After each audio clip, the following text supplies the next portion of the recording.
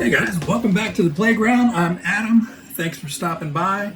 So this video is going to hopefully be fairly quick. I say it in all the videos and I talk forever, but I'm thinking this one should be fairly quick.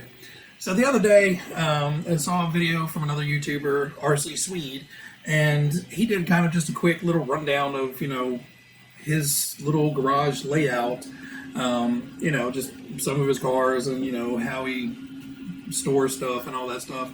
And, got to talking in the comments, and he said he'd like to see how I do it. So this one's kind of sponsored by RC Swede. The idea came from him. So what I'm going to do is real quick just kind of show you around. Obviously, you see behind me is the shelving that stores all the cars. But really, all you see other than that is the bench top. Very rarely do you see much else other than maybe some background of some still images or anything. So I'm going to quickly walk you around my little hobby room up here and show you guys around. All right, so first of all, this is what you guys normally sit right there where that little foamy bit is on the tripod. So, at least you have a nice foamy cushion behind you guys when you're watching the video. But real quickly, I hope that it's not too noisy, but I do have one of my 3D printers going, and these will be some cinder blocks for my tractor trailer.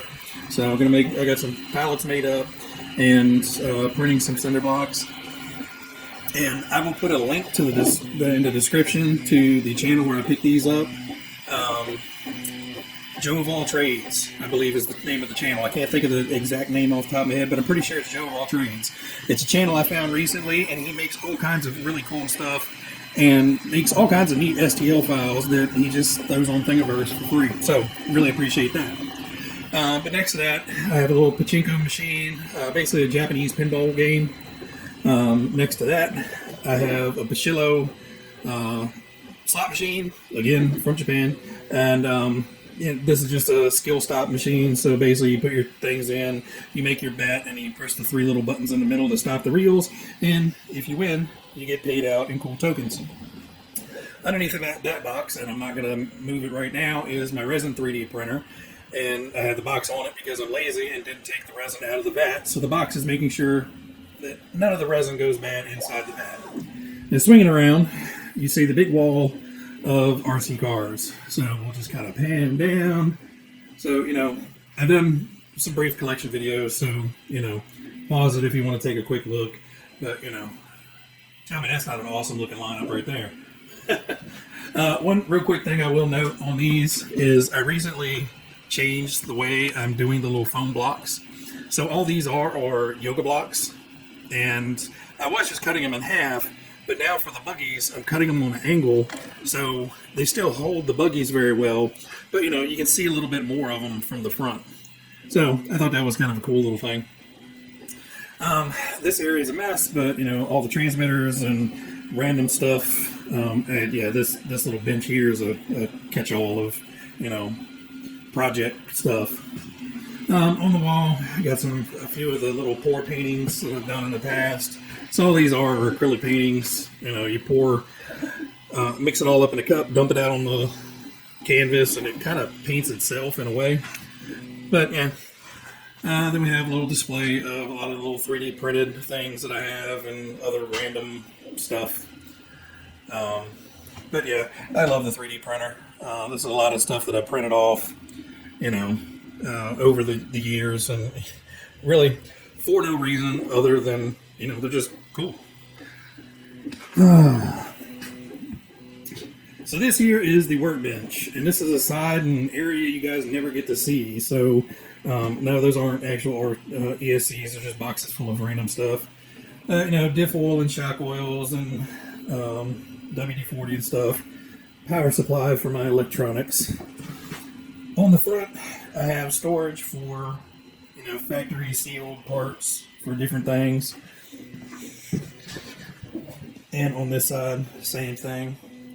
On the other side is drawers, and I figured I had this extra space on the outside, so making area to store the bagged up parts, I just thought it was a good idea. So years past, I worked out of this little mobile tote thing. And inside you can see it has tray boxes full of stuff. Not too much gets used in there anymore. So I have a huge military surplus detonators can, and I have all my lipos stored in there inside of fireproof bags, so not to burn the place down if something goes wrong.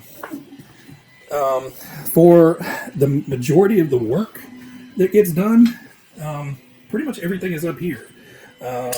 Hex drivers, nut drivers, bits for the hex, body reamer, all the normal parts and stuff. These for the Tamiya JIS screwdrivers are kind of a must. You don't have to, but man, it makes life so much easier. And various different types of parts trays I use. So I literally went down to the dollar store, got some really cheap Tupperware, and I actually use the lids more often than not. I will dump the stuff back in here if I'm gonna leave stuff for a while. But, pretty much have a few of these, bag A, B, C, D, whatever, dump them out, sort everything. These are kind of nice, the ones with the really light magnetic pad on there. I don't really like the heavy magnetic dishes, the ones you can get at Harbor Freight and stuff like that. They just kind of make it a pain in the ass to get the stuff out of. But yeah, just have a pile of these sitting around, to sort all the screws and stuff, whether you're building or fixing or whatever. Have a nice work mat on the bench. But the bench actually has a nice faux wood top on there with an aluminum guard. And then I have drawers on both sides. And then in the drawers, so where I'm building right next to me, I've got zip ties and screws and hardware and, body clips and all kinds of stuff in here. And then I have the toolbox next to me and some additional hardware, and basically this one kind of just houses a bunch of good used stock parts. So if I upgrade suspension arms or something, the old ones still are probably good, so I just put them in baggies and stick them in there. But in the toolbox we have kind of the most used tools up here, and you guys will get a kick out of this. Who else has a giant pile of cross wrenches? And there's probably about 30-40 bind plugs underneath of the 30-some cross wrenches there. Some of the Allen wrenches, with the pivot ball, with the ball ends on them, the little wrenches and stuff that you get with the kits, and a few extra different pairs of pliers. Have different greases, thread locks, all that good stuff. Pile of bearings for upcoming builds. Then I just have a cheapy micrometer just to measure out things, make sure a 10 mil is a 10 mil screw. And then just other random, extra hobby blades, extra small screwdriver stuff. Then coming down here, this drawer is kind of just to be a mixed bag. I have the little assembly screwdriver, usually a disassembly screwdriver. I don't build too much with it, but I take a lot of stuff apart with it. Just random other things, servo tape, got a box of different size pinions and stuff. The O-ring kit that I talked about in the Wild One video, so that came in handy there. Then moving down, kind of have the electronics drawer. So we've got a bunch of different connectors, some old motors, new motors, stuff in there, soldering stuff, electronics testing, pretty much, if it needs to be wired or unwired, that's all in there. And then we have the paint drawer. So we have airbrush paints and a whole ton of Tamiya paints that have been collected. Some new, some half cans. I got some Traxxas paint over here. 2 airbrushes. So I bought 2, just not knowing how well they would hold up. But actually, these little master airbrushes, I actually kind of like these. These work really, really well for, how dirt cheap they are. Like I said, then behind us just basically have all the RCs and then some storage down below.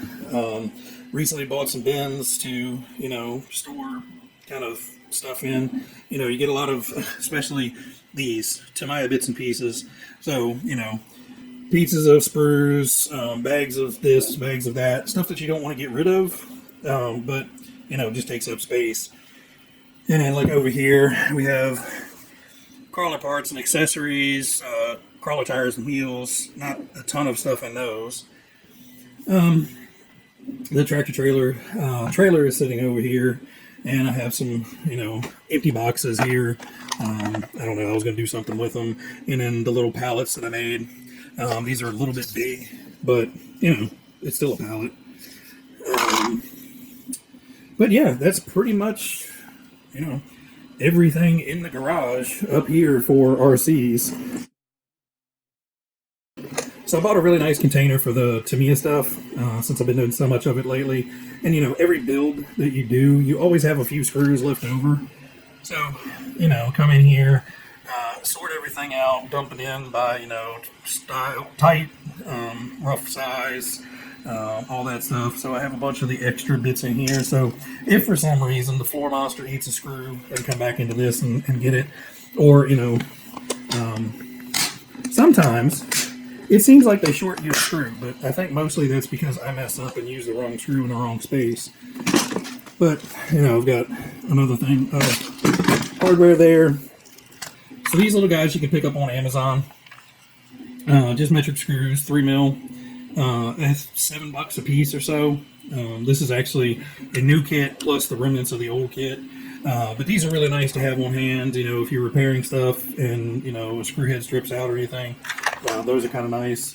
And then, have all the different types of body pins, big, large, small, the Tamiya type. So nothing terribly exciting, just a quick little walk around of kind of little hobby room I have here in the garage. I would love to get rid of kind of the blah looking plastic shelving and put up some new shelving that look a little bit cleaner. But I've been looking into it and just haven't figured out quite what I want to do yet. I don't know whether I want to go with the brackets and shelf, or the standards and the shelf brackets and hold up the cars individually like that. I was thinking about just doing long lines of shelving and running down the whole wall, and that way the cars don't have to go in a specific place. But it's just expensive. I hate spending money on stuff like that. I don't mind spending the money on the cars, because those are fun. Shelving, not so much fun. I mean, yeah, it looks a little bit nicer, but eventually I do plan on doing something just because it's getting a little crowded. And the way this shelving works, there's some dead space in there that, could be taken up a little bit better and used a little bit better. But again, that's the playground. The downstairs, I will not show you right now. The downstairs is a mess. It's got chainsaws and crap and tools and stuff laying around everywhere, just from all the mess and chaos around here lately and trying to clean up. But one of these days we'll go downstairs and I'll show you the actual kind of wood shop, fab shop type stuff down there, and cover that. So I hope you guys enjoyed the video. I know it's something a little bit different. I hope you guys enjoyed the little walk around of the hobby room up here in the garage. But we're going to wrap this one up. So everybody out there, you guys be happy, be healthy, be safe, and I'll catch you guys on the next video. Bye.